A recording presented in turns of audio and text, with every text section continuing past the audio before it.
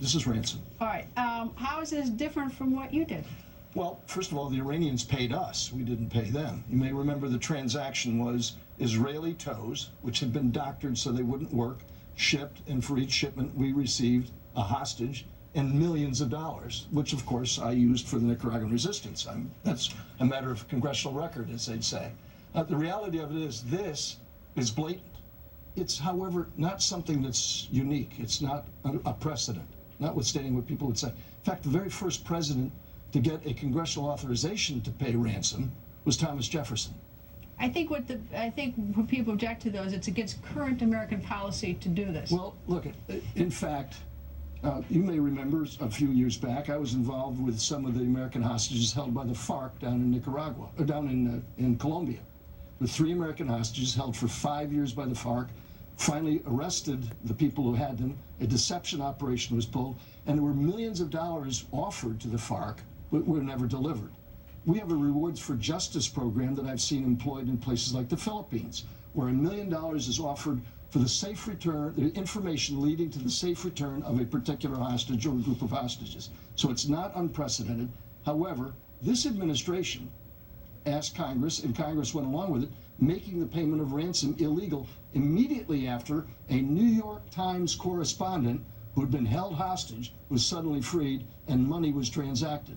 Now, so I'm not trying to justify it, because I believe, as I wrote at the time, when I was asked to go do this and ordered to go do it, I was told, prepare a document. And one of the documents I prepared was, these are the reasons why we should not do this, because it's going to promote more hostages. The thing that I find particularly disturbing about this, in the midst of a very disturbing story when Americans are held hostages, is the idea is that the Obama administration says this is not a ransom, even though they're now acknowledging that Iranian negotiators on the prisoner exchange said they wanted cash to show they had gained something tangible. But they just denied as though there's some sort of weird coincidence and that we're all fools for being suspicious. When I first sat down with the likes of Ahmadinejad and Rouhani, the current president and the previous president, their first demand was the $400 million.